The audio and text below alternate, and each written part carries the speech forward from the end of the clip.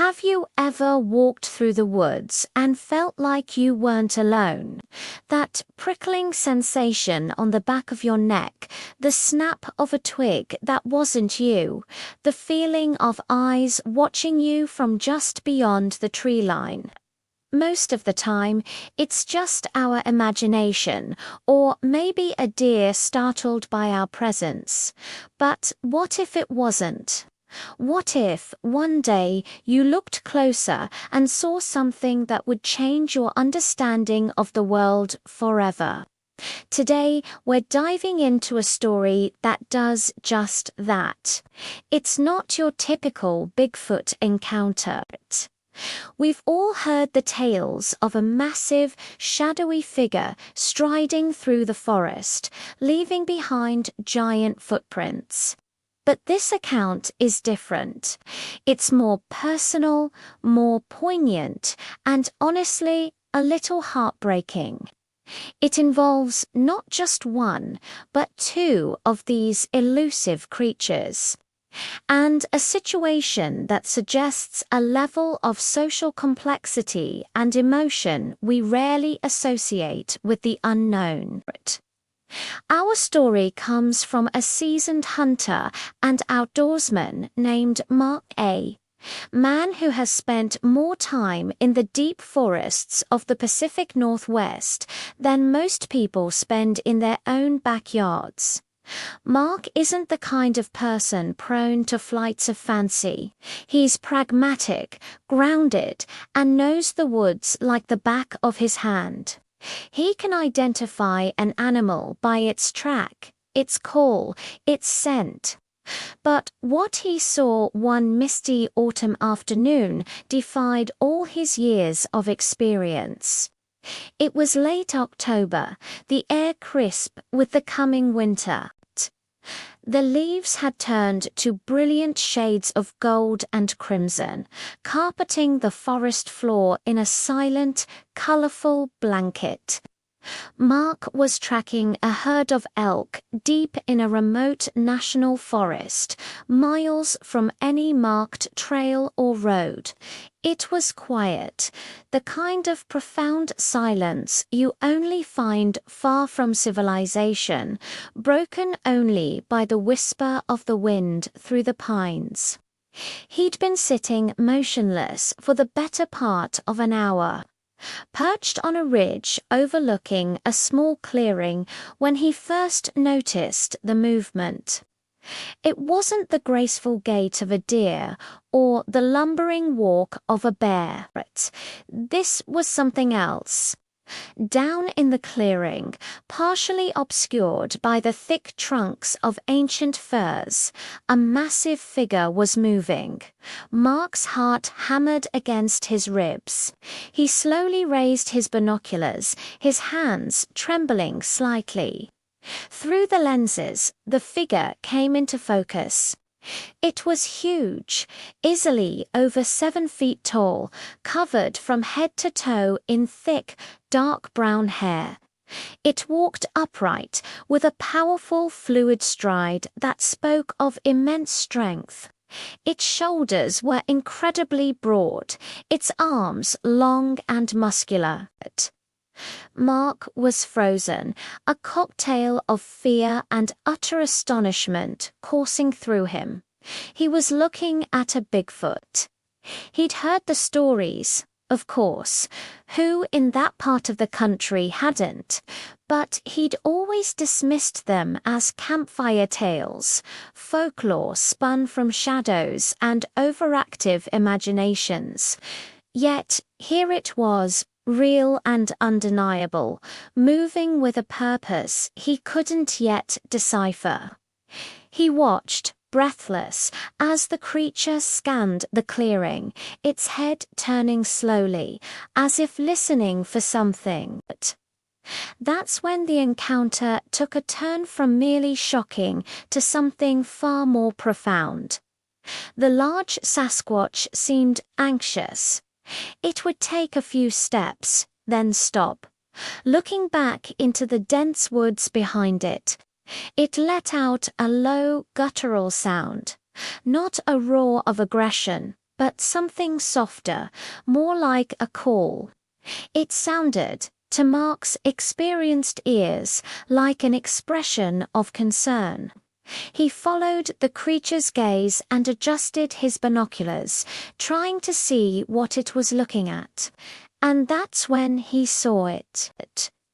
Peeking from behind a massive fallen log, much deeper in the shadows, was another figure. This one was small. Mark estimated it was maybe 4 feet tall, a juvenile. It was covered in the same dark fur, but its frame was slender, almost delicate in comparison to the giant. But something was wrong. The little one wasn't moving. It was crouched low to the ground, and as Mark focused, he could see it was cradling one of its legs. Even from a distance, its posture screamed of pain and fear. The small creature was injured. The larger Bigfoot moved closer to the log, making those low, reassuring sounds again. It reached out a massive hand, not in a threatening way, but gently, as if coaxing the smaller one out.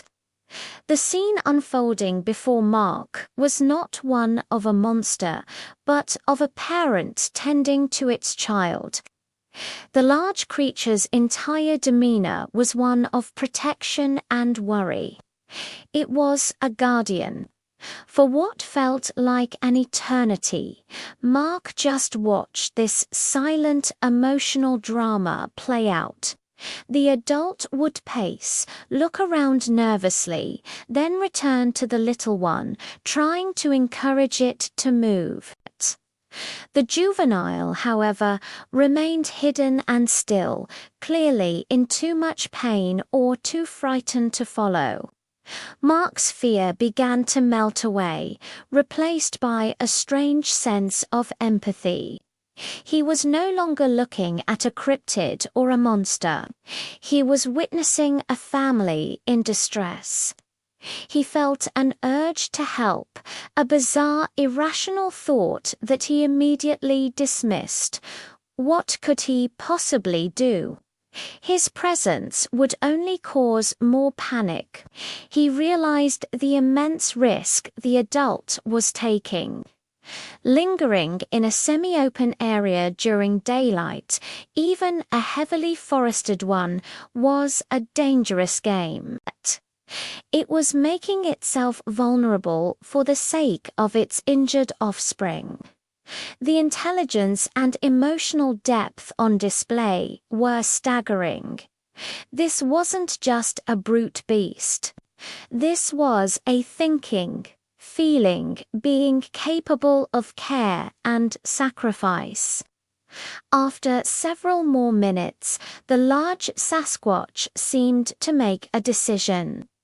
It moved to the side of the fallen log, bent down, and with incredible care scooped up the smaller creature in its powerful arms. It held the juvenile close to its chest, much like a human parent would carry an injured child. The little one wrapped its arms around the adult's neck, burying its face in its shoulder. Then, with the small silent passenger held securely, the massive creature turned and melted back into the impenetrable forest from which it came. It moved with a surprising stealth and speed, and within seconds it was gone. The clearing was empty. The silence returned, deeper and more profound than before. Mark stayed on that ridge until the sun began to set, his mind reeling. He lowered his binoculars. The image of the parent and child burned into his memory. He hadn't taken a picture. He hadn't even thought to. The moment felt too sacred, too private to be captured. It was something to be witnessed, not recorded. He quietly packed up his gear and began the long trek back to his truck, the elk completely forgotten. The forest didn't feel the same anymore. It felt older, deeper, and filled with a secret he was now a part of. He knew he could never tell this story to his hunting buddies. They'd laugh him out of the room. Who would believe a tale of a Bigfoot family, of a gentle giant caring for its wounded young? But Mark knew what he saw. This encounter wasn't about fear or proving the existence of a legend. It was about connection.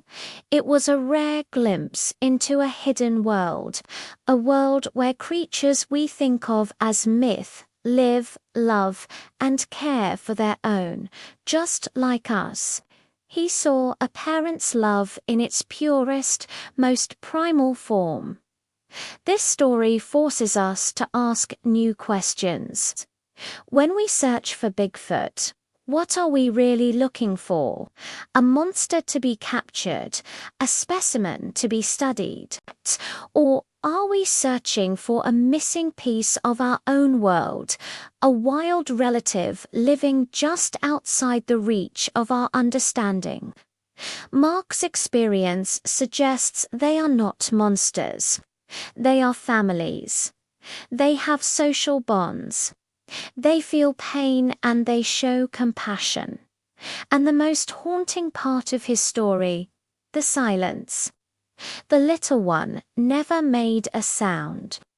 It was enduring its pain in complete silence, a survival instinct to avoid attracting predators.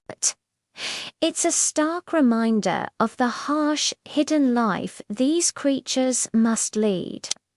Constantly in the shadows, their very existence a secret kept from a world that would likely not understand.